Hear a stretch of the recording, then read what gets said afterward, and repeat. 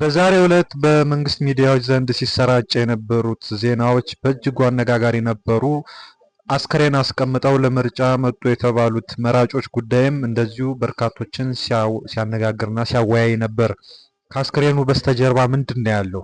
ይህን ጉዳይ ለእናንተ የምናቀርብላችሁ ይሆናል።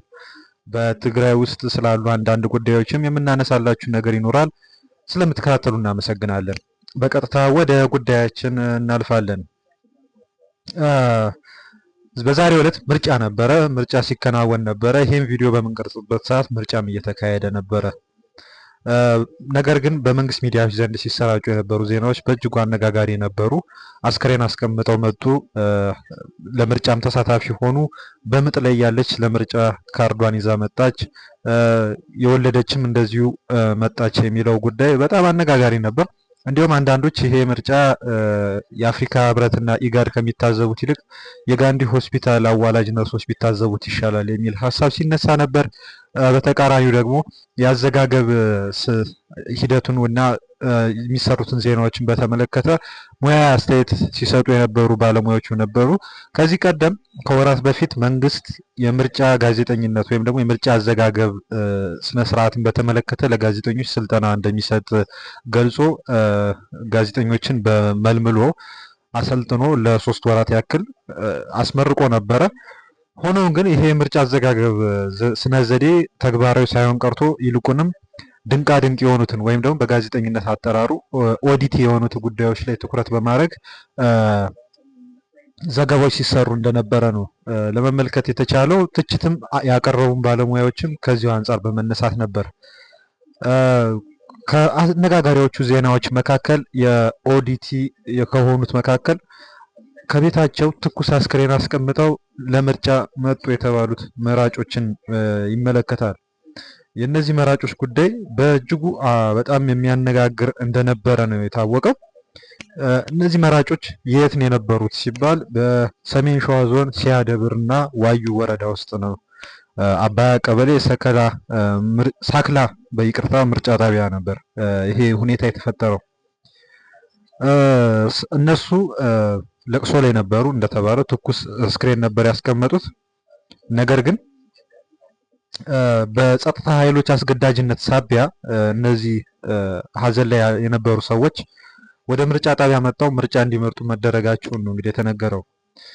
ልጃቸው በሞት የተለየባቸው ቤተሰቦች ለልጃቸው የቀብር ስነስርዓት ሲዘጋጁ በነበረበት ወቅት ነበር በጸጥታ ኃይሎች ቁጥጥር ስር ውለው ወደ ምርጫ ጣቢያ እንዲያመሩ የተደረገው። ምንድነው የተፈጠረው? የጸጥታ ኃይሎች ወደ ቤታቸው ገቡ። ወደ እነዚህ ሰዎች አስከሬን በቤቱ አስቀምጠው የነበሩ ሰባት የቤተሰብ አባላትን ወደ ምርጫ ጣቢያ እንዲሄዱና እንዲመርጡ ትዕዛዝ እንዳስተላለፉላቸው ከስፍራው የወጡ መረጃዎች አመልክተዋል። የሆነው ሆኖ ግን በተገኝተው ምርጫ መምረጣቸውና በመንግስት ሚዲያ በኩል መሰራጨቱ እንግዲህ በእጅጉ እንዳሳሰባቸውና በእነሱም ላይም የስነ ልቦናዊ ተጽዕኖ እንደፈጠረባቸው ነው የተናገሩት። እኛ አስበነው አቅደነው ያደረግነው ነገር ሳይሆን በመንግስት የጸጥታ ኃይሎች ተጽዕኖና ትዕዛዝ ነው የሄድነው፣ ቤታችን ድረስ መጥተው አስገድደው ነው የወሰዱን የሚል ሀሳብ ነው ያነሱት። ምክትል ጠቅላይ ሚኒስትር አቶ ተመስገን ጥሩነህ ሳይቀሩ ወደ ምርጫ ጣቢያ በፍቃዳቸው ተገኝተውም መርጠዋል የሚለውን ጉዳይም ትንሽ ኮንትሮቨርሲ ፈጥሮ ነበረ። ተጽዕኖም ሳይቀሩ ይቅርታ፣ እነዚህ ሰዎች በፍቃዳቸው እንደተገኙ ጠቅላይ ሚኒስትሩ የተናገሩት ምክትል ጠቅላይ ሚኒስትሩ የተናገሩት በፌስቡክ ላይም ከሚዲያዎቹ ዘገባዎች ጋር በአጠቃላይ ሀሰተኛ ነበረ የሚለው ነው ሰዎቹ ያነሱት ወይም ቤተሰቦቹ እነዚህ ቤተሰቦች ያነሱት ነጥብ ማለት ነው። እና አያይዘውም እንዴት እኛ የልጃችንን አስክሬን አስቀምጠን ምርጫ እንሄዳለን ብለዋል። ይህም ከባህልም ከወግም ከማህበረሰባዊ ሁኔታም በእጅጉ የተቃረነ ነው። ይህንን ያደረጉትን ደግሞ አስገዳጅ ድርጊት ተፈጽሞባቸው ነው የሚል ጉዳይ ነው ሲሰራጭ የነበረው። የመረጃውም ሀሰተኝነት ይታወቅልን፣ እኛ በጫናን የመጣ ነው፣ ጫናውም በእጅጉ ከአቅማችን በላይ ስለሆነ ነው ወደ ምርጫ ጣቢያ የተገኘ ነው ሲሉ ሀሳብ አንስተዋል፣ መረጃ አጋርተዋል። በመንግስት በኩል እንግዲህ የሚሰጠው ምላሽ ምንድን ነው የሚለውን አብረን እናየው ይሆናል። የሆነ ሆኖ ግን የሚዲያዎች እየሰሯቸው ያሉት የምርጫ ዘገባዎች በእናንተ በኩል ምን አይነት ምልከታ አላቸው? እንዴት ነው የምትመለከቷቸው? የሚለውን ተመልካቾቻችን ኮሜንት ስር አስተያየቶቻችሁ ማጋራት ትችላላችሁ። ስለምትከታተሉ እናመሰግናለን። አቶ አላምራው ይርዳው የሚባሉ ፖለቲከኛ የምታውቋቸው ናቸው። አቶ አላምራው ይርዳው የአገው ሸንጎ ከፍተኛ አመራር ናቸው። በዛሬው ዕለት በፌስቡክ ገጻቸው ላይ ያጋሩት ጽሁፍ በእጅጉ መንግስትን የሚተች እንደነበረ ነው የተመለከትነው። ጽሁፉ ሲነበብ እንግዲህ መጀመሪያ ላይ እኔ ያልገባኝ ብልጽግናዎች ካልተመረጣችሁ የዓለም ፍጻሜ ይሆናል ተብላችኋል እንዴ የሚል ነው። እኔ በመደጋገም የብልጽግና የታችኛው ክፍል የሚፈጽመው የህግ ጥሰት ከላይኛው ስለተፈቀደለት ተናቦ ነው ለምለው ማረጋገጫው ዋግ ኽምራ ዝቋላ የሚሰራውና ደቡብ ምዕራብ ኢትዮጵያ ሸካ የሚሰራው የብልጽግና ሸፍጥ ተመሳሳይ መሆኑ ነው ሲሉ አቶ አላምራው በፌስቡክ ገጻቸው ላይ ባጋሩት ጽሁፍ ላይ አመልክተዋል። ሸካና ዝቋላ ምናልባት ከ2500 ኪሎ ሜትር በላይ የሚራራቁ ቦታዎች ናቸው ያሉት አቶ አላምራው የብልጽግና ሰዎች ለመመረጥ ህሊናቸውን ስተው የሚያደርጉትን መስገብገብ ሳይ በእውነት ያሳፍረኛል ብለዋል። አሳፍሮኛልም ሲሉም ጠቅሰዋል። እረ ተው ወደ ቀልባችሁ ተመለሱ ሲሉም የብልጽግና ፖለቲከኞችንና ከፍተኛ አመራሮችን ምክር ሰጥተዋል። መመረጥ ለህዝብ የተሻለ አገልጋይ ለመሆን አይደለም እንዴ? ታዲያ ህዝቡ ይምረጣችሁ እንጂ ለምን ራሳችሁን በግድ ለማስመረጥ ህዝቡን ታስጨንቁታላችሁ ሲሉ በፌስቡክ ገጻቸው ላይ አስተያየታቸውን ገልጸዋል። በአንዳንድ አካባቢዎች በተለይም በሶማሌ ክልል ውስጥ በሐረርጌ አካባቢ የተለያዩ የኮረጆ የመሙላት ድርጊቶች ሲፈጸሙ ነበር ሲሉ በአካባቢው የሚገኙ ሰዎች በምስል ሲያጋሯቸው የነበሩትን መረጃዎች ለመመልከት ችለናል። በእጅጉ ግላጭ በሆነ ሁኔታ የተለያዩ ወረዳ፣ ዞን ከፍተኛ አመራሮች ኮረጆ በመሙላት ሂደት ውስጥ ሲሰማሩ እንደነበረ ነው አንዳንድ የመረጃ ምንጮች ሲያጋሩ የነበረው። አሁንም የምርጫ ሂደቱ በእጅጉ አወዛጋቢ እንደሆነ ቀጥሏል። የአፍሪካ ህብረትና ኢጋድ ምን አይነት የትዝብት ሪፖርት እንደሚያቀርቡ የምናየው ይሆናል። ምርጫ ቦርድ ግን በአማራ ክልል አንዳንድ ቦታዎች የተቋረጡ የምርጫ ክልሎች ስራ እንዲጀምሩ ችያለሁ። ወደ መደበኛ የምርጫ ሂደታቸው ተመልሷል። ይልቁንም 12 ሰዓት ይጠናቀቅ የነበረውን የድምፅ መስጫ ሂደት እስከ እኩለ ሌሊት 6 ሰዓት ድረስ አራዝሜያለሁ ሲል በይፋ ማስታወቁ የሚታወስ ነው። ይህ አጠቃላይ ሁኔታ እና የምርጫው ሂደት ለእናንተ ምን አይነት ስሜት ሰጧችኋል? ምን አይነትስ አካሄድ እየተካሄደ እንደሆነ ተመልክታችኋል? የሚለውንም በዩቲዩብ ቻናላችን ከዚህ ቪዲዮ ስር ባለው ኮሜንት ሴክሽን ላይ አስተያየቶቻችሁን መስጠት ትችላላችሁ። ስለምትከታተሉን እናመሰግናለን። እንግዲህ ወደ ትግራይ ክልል ነው የምናመራው። ከአዲስ አበባ ወደ መቀለ እና ከመቀለ ወደ አዲስ አበባ ስለሚደረገው የአየር በረራ ጉዳይ አንዳንድ ወገኖች የሚያነሷቸው ነጥቦች አሉ። በርካታ ወጣቶችና ጎልማሶች እንዲሁም በእድሜ የገፉ ሰዎች ከመቀሌ ለመውጣት ተሰልፈው ሲታዩ እንደነበረ እኛም በዘገባችን ላይ ያጋራ ነው እውነታ ነበረ። ይህንም ተከትሎ እንግዲህ የተለያዩ መረጃዎች የተሰራጩ ነው። በየቀኑ በቦይንግ ደረጃ ያሉ ግዙፍ አውሮፕላኖች ከመቀሌ አዲስ አበባ ከአዲስ አበባ መቀሌ በረራ እያካሄዱ እንደሆነ የሚታወስ ነው። ነገር ግን ከአዲስ አበባ ወደ መቀሌ በሚደረጉት በረራዎች ላይ እንግዲህ በአንድ አውሮፕላን ልብ በሉ፣ በአንድ አውሮፕላን በአማካይ ስንት ሰው ነው የሚሄደው? ከ10 እስከ 20 ሰው ብቻ ነው እየሄደ ያለው እና አንዳንድ ጊዜም 8 እና 10 ሰዎችን ብቻ ይዘው የሚሄዱበትም ጊዜም አለ። በአጠቃላይ ከአዲስ አበባ ወደ መቀሌ የሚሄድ ሰው የለም። ምክንያቱም ከዛ ከመቀሌ ወደ አዲስ አበባ የሚመጣው ሰው ይበዛል። ሁለተኛ ነገር ደግሞ ወደዛ እንዲሄዱ የሚጋብዛቸው የሚስባቸው ነገር የለም። በርካታ ሰዎች እየሸሹ ያሉት አካባቢውን አንደኛ በወታደራዊ ምልመላ ምክንያት፣ ሁለተኛ ደግሞ በአካባቢ በሚስተዋሉ የፖለቲካ ውጥረት ምክንያት ነው። ስለሆነ ወደዛ የሚሄድ ሰው የለም ወደዚህ።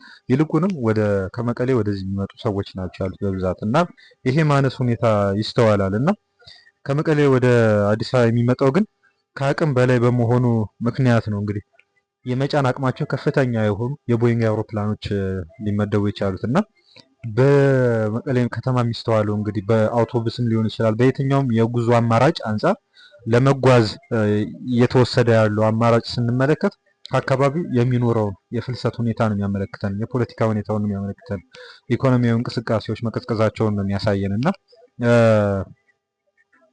ይህ አይነት ሁኔታ ወይም ይህ አይነት ምልከታ አለ የሚል መረጃ ነው ያለው። እንግዲህ ወደ ተለመዱት መረጃዎች እንግዲህ ስንመጣ በመቀለና በአንዳንድ አካባቢዎች እንግዲህ ወጣቶችን የማፈስ እና በገፍ ወደ ወታደራዊ ማሰልጠኛ የመውሰድ ሁኔታዎች ሲስተዋሉ እያየን ነው። ሰብስክራይብ ማድረጋችሁን አትርሱ። አሁንም በመቀለ ከተማ እንግዲህ ላጭ የሚባል መንደር አለ። እንዳሻቅሎ በተባለ አካባቢ ወጣቶችን በገፍ የማፈስ ሙከራ ተደርጎ እንደነበረ የዓይን እማኞች ተናግረዋል።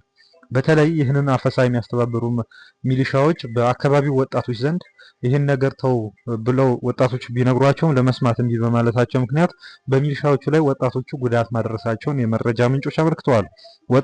ወጣቶቹ በሌሎች አካባቢ የሚስተዋሉትን የሚካሄዱትን የወታደራዊ አፈሳዎችን በማስተዋል ራሱን ወደ መከላከል ደረጃ ደርሷል።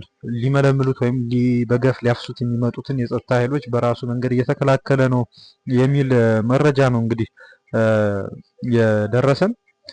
ከዚሁ ጋር በተገናኘ እንግዲህ ዛና በተባለው የትግራይ አካባቢ የተከሰተ አንድ አነጋጋሪ ሁኔታ አለ። ዲኤስቲቪ ቤት ውስጥ ነው የተከሰተው። ፓሪስ ሰን ጀርመን ከአርሰናል ጋር ጨዋታ በሚያደርጉበት እና ይህንም ጨዋታ እየተከታተሉ የነበሩ ወጣቶች ባሉበት ሁኔታ ውስጥ ምንድን ነው የተፈጠረው? እስቲ አብረን እንመልከተው። ጆን ዲኤስቲቪ የሚባል አንድ የመዝናኛ ቦታ አለ። ኳስ ወጣቶች በብዛት የሚያዩበት የሚያዘወትሩበት አካባቢ ነው። እናም በርካታ ወጣቶች የፒኤስጂን እና የአርሰናልን ጨዋታ ለመከታተል በዚህ ዲኤስቲቪ ቤት ውስጥ ተገኝተው ነበረ። ይሄ ጨዋታ እንግዲህ ተጨማሪ ደቂቃውም ፔናልቲውም አልቆ እንደተጠናቀቀ ይሄ የዲኤስቲቪ መመልከቻ አዳራሽ በበርካታ ታጣቂዎች እንደተከበበ ነው የተነገረው። እንግዲህ እነዚህ ታጣቂዎች ይህንን ዲኤስቲቪ ቤት ከከበቡ በኋላ ወጣቶችን ቁጭ እንዲሉ ባሉበት ቁጢጥም ማለት ካለባቸው ቁጢጥ እንዲሉ፣ ወንበርም ካለ ደግሞ ቁጭ እንዲሉ ነው ትዕዛዝ ያስተላለፉላቸው። እንግዲህ የተወሰኑት ደግሞ ከዚህ ሁኔታ ማምለጥ አለብን ብለው ራሳቸውን ያነሳሱ ወጣቶች ዙሪያው እንግዲህ የዚህ የዲኤስቲቪ ቤት አዳራሽ ብሎኬት አይደለም ፕላስቲክ ነው። ስለዚህ ይሄ በሸራ የታጠረን ሸራውን ቀደው አምልጠዋል በጨክ ነው። አብዛኞቹ ግን ቁጥራቸው እንግዲህ 200 ይሆናል ተብሎ የሚታሰቡ እነዚህ ወጣቶች በሁረ ጽዮን አዳነ ወደ ተባለ ትምህርት ቤት ተወስደው እዛ ተከበው በጸጥታ ኃይሎች የእስር መልኩ በሚመስል አኳኋን እዛው እንዲያድሩ ስለመደረጉና ካደሩም በኋላ ደግሞ ጭነው ወደ ወታደራዊ ማሰልጠኛ ማዕከላት እንደወሰዷቸው የመረጃ ምንጮች አመልክተዋል። ይሄ የወታደራዊ ምልመላ ሁኔታ እጅጉን እየከፋ እንደመጣ ነው እየተነገረ ያለው። የወታደራዊ ምልመላውን እንግዲህ የሚቃወሙ በርካታ የፖለቲካ ፓርቲዎች አሉ። ከነዚህም ውስጥ ሳልሳይ ወያነ ትግራይ በሳምንታዊ መግለጫው ላይ አፈሳ ወይም የግዳጅ ምልመላ ወንጀል ነው፣ በአስቸኳይ ይቁም ሲል መረር ያለ መግለጫ ወጥቷል። በተለያዩ የትግራይ አካባቢዎች አንድም ያለ እፍረት ያለ አንድም መሸፋፈን በንጹሃን ወጣቶች ላይ የተፈጸመ ያለው አፈሳ ተጠናክሮ መቀጠሉ በህዝባችንና በወጣቶቻችን ላይ ከፍተኛ ጭንቀት በመፍጠር ለስደትና ለአደገኛ ቀውስ አሳልፎ እየሰጠ ነው ሲል ነው ሳልሳይ ወያነ ትግራይ የገለጸው። ይህ በወደቀው የህወሓት አመራር እየተከናወነ ያለው የጥፋት ሂደት ለህልውናውና ለሀገር ጥበቃ እየታገለ ያለውን ህዝብ የሚበትን ስለሆነ በጋራ ትግል ሁኔታው ሊገታ ይገባል ሲል ነው ሳልሳይ ወያነ ትግራይ ያሳስበው። ሳልሳይ ወያነ ትግራይ ይህንን አፈሳ ለማስቆም ከዓለም አቀፍ ተቋማት ከሚዲያዎችና ከሰብአዊ መብት ተሟጋቾች ጋር በመቀናጀት ተጽዕኖ ለመፍጠር እየሰራ እንደሚገኝም ነው በዚህ መግለጫ ላይ ያመለክተው።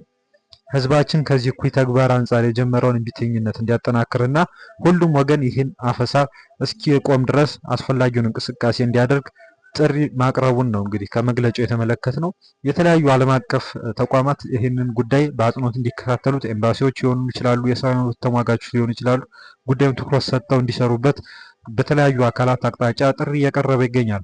እናንተም ተመልካቾቻችን ስለዚህ ጉዳይ ምን ትላላችሁ? በትግራይ እየተካሄደ ነው ስለሚባለው ወታደራዊ አፈሳ ምንድን ነው አስተያየታችሁ?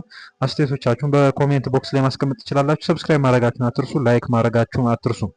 ወደ ሌላ መረጃ እናልፋለን። በዛሬው ዕለት እንግዲህ ህወሓት ዳግም አቋቁሜዋለሁ ያለው የትግራይ ክልል ምክር ቤት የዛሬ 5 ዓመት ተቋቁሞ ነበር የተባለው ምክር ቤት እንግዲህ አስቸኳይ ጉባኤ አካሄዶ ነበረ ተብሏል። 6ኛ የስራ ዘመን 4ኛ አስቸኳይ ጉባኤ ነው አካሄዶ የተባለው ይሄ ምክር ቤት እንግዲህ ይህ ምክር ቤት እንደ አዲስ ሪስትራክቸር አድርጌዋለሁ የካቢኔ አወቃቀሩን ብሏል። በጊዜያዊ አስተዳደሩ የተሾሙ የነበሩ በርካታ ኃላፊዎች ከስልጣን መውረዳቸውና መባረራቸው የሚታወቅ ነው። በእነሱ ምትክ የተለያዩ ሰዎች ተሹመዋል። ለህወሓት ቅርበት አላቸው ተብሎ የሚታመኑ ሰዎች እንግዲህ ይሄ አወቃቀር በምን መልኩ ነው የተዋቀረው ሲባል እንግዲህ 70% ከህወሓት 30% ደግሞ ከፖለቲካዊ ድርጅቶች ወይም ከተቃዋሚ ድርጅቶች እና ከምሁራን በማካተት እንግዲህ የዚህ መንግስት እንግዲህ እዚህ ጋር አንድ ነገር መጥቀስ አለብን። በአሁኑ ሰዓት የትግራይ ክልል የመገናኛ ብዙሃን የትግራይ ክልላዊ መንግስት የሚለውን አገላለጽ ትተዋል። የትግራይ ብሔራዊ መንግስት ነው እየተባለ ያለው መንግስት ስፔሲፊክሊ እና ባይ ዴፋክቶ እንዴት ነው ወደ መንግስትነት እየተኬደ ነው የሚለውን ነገር ነው እንግዲህ እንድንመለከት የሚያደርገው። ይሄ የሶማሌላንድም የፑንትላንድንም ሁኔታ እንድናስታውስ የሚያደርገን ነገር ነው። ወደ በሌላ ቪዲዮአችን እንግዲህ ስለነዚህ ጉዳዮች እና ስለሚነሱ ዲስኮርሶች የምንገልጽላቸው ነገር ይኖራል። ለአሁኑ ግን ይሄ ካቢኔ እንግዲህ ስለመዋቀሩ ነው እንግዲህ የተባለው። በዛሬ ዕለት እንግዲህ የተለያዩ አጀንዳዎች እንግዲህ ተነስተዋል። የመንግስት አወቃቀር፣ የከተማ አስተዳደር መዋቅሮችን ለማስተካከል የተለያዩ አዋጆች ወጥተዋል። እነዚህ ደግሞ ሙሉ በሙሉ ድምፅ ጸድቀዋል ተብሏል። እንግዲህ አሁን የተለያዩ ሹመቶች ተሰጥተዋል ብለናል። እንግዲህ ምስራቃዊ ዞን አስተዳዳሪ አቶ ፍስሐ ኃይላይ ሆኖ ተመድበዋል። የሰሜናዊ ምዕራብ ዞን አስተዳዳሪ አቶ ወልደ አብርሃ ገብረ ጻዲቅ፣ የማዕከላዊ ዞን አስተዳዳሪ አቶ ሽሻይ ግርማይ ይቅርታ፣ የደቡብ ምስራቅ ዞን አስተዳዳሪ ደግሞ አይተከላሊ ሀጋዚ፣ አቶ ዝናበ ገብረ መድህን ደግሞ የደቡብ ዞን አስተዳዳሪ እና አቶ ግዳይ አዛናው የምዕራብ ዞን አስተዳዳሪ በማድረግ ሹመት እንደተሰጣቸው እንግዲህ ተመልክተናል። እንግዲህ የከፍተኛ ፍርድ ቤት የትግራይ ከፍተኛ ፍርድ ቤት ወይም ጠቅላይ ፍርድ ቤት ፕሬዝዳንትና ምክትል ፕሬዝዳንቶችም ሹመት የጸደቀ ሲሆን አቶ መንግስቱ ተክላይ የፕሬዝዳንት ሲሆኑ አቶ ተስፋዬ ገብረ መድህን ይቅርታ ደግሞ ምክትል ፕሬዝዳንት ሆነው ተሹመዋል። የዋና ኦዲተርም የተለያዩ አይነት ሹመቶች እንደተሾሙ ነው እንግዲህ ለመመልከት የቻልነው። ወደ 21 ሰዎችን የያዘ የዳኞች ጉባኤ ስለመቋቋሙ ነው የተነገረው። ስለዚህም የተለያዩ ሹመቶችን በማጽደቅ ነው እንግዲህ ይሄ ውይይት እንግዲህ የተጠናቀቀው። ከዚህ ቀደም እንግዲህ ሲጠበቅ የነበረ ጉዳይ ነበረ። ምናልባት በክልሉ የአስቸኳይ ጊዜ ማወጅ ሁኔታ ሊኖር ይችላል። እሱም ደግሞ አዋጅ ደግሞ በዛሬው ዕለት ይፋ ሊደረግ ይችላል የሚል መረጃ ሲሰራጭ ነበር። ሆኖም ግን እስካሁን ድረስ ይፋ የተደረገ ነገር የለም። አስቸኳይ ጊዜ አዋጅም የሚያሳውጅም አካሄድም ልንመለከት አልቻልንም። የሆነ ሆኖ ግን አሁን ግንቦት 30 የፊታችን አጠቃላይ የትምህርት የመማር ማስተማር ሂደት እንደሚያበቃ እንግዲህ ከዚህ በፊት የትምህርት ቢሮ ኃላፊው አስታውቀው ነበረ። እንግዲህ ይሄ የትምህርት ማስተማር ሂደት እንግዲህ ከቆመ በኋላ በምክር ቤቱ አማካኝነት እንዴት ነው ሊጸድቅ የሚችለው የሚለውን እንግዲህ አብረን የምናየው ይሆናል። ነገር ግን ከዚሁ ጋር በተገናኘ ከካቢኔ ጉዳይ ጋር በተገናኘ ከሰራዊቱ ወይም ከቲዲኤፍ ከሚባለው ሰራዊት ወደ ካቢኔ በሚገቡ ሰዎች እና በነዛ ጉዳዮች ዙሪያ ውይይት ተደርጎ እንደነበረ ነው በምክር ቤቱ ለማወቅ የቻልነው። ሆኖም ግን ይሄ ሙሉ በሙሉ ስምምነት ሳያገኝ እንደታለፈ ነው የተነገረው። የተለያዩ አይነት አመራሮች ማለት ወታደራዊ አመራሮች ወደዚህ እንዲገቡ ታስቦ ነበር። ሆኖም ግን በሹመት ውስጥ እነሱ አልታዩም። ምናልባት ስምምነቱ ስላልተደረሰ ሊሆን ይችላል የሚል መረጃ ነው ያለው። እስካሁን ስለተከታተላችሁ እናመሰግናለን። አስተያየት ሀሳብ ካላችሁ ኮሜንት ላይ ማስፈር ትችላላችሁ። የዜና ጥቆማ የመረጃ ጥቆማ ካላችሁ እንደዚሁ በኮሜንት ላይ ወይም ከዩቲዩብ ዲስክሪፕሽን ቦክሳችን ውስጥ ባለው የፌስቡክ ገጽ ላይ ልታገኙ ትችላላችሁ። ስለምትከታተሉ እናመሰግናለን። ድጋፍ ማድረግ ለምትፈልጉ ደግሞ ሱፐር ቻት ስቲከር መግዛት ትችላላችሁ። ሜምበርሺፕም አባል መሆንም ትችላላችሁ። መልካም ምሽት፣ መልካም ቀን በያላችሁበት። ነገ እንገናኝ።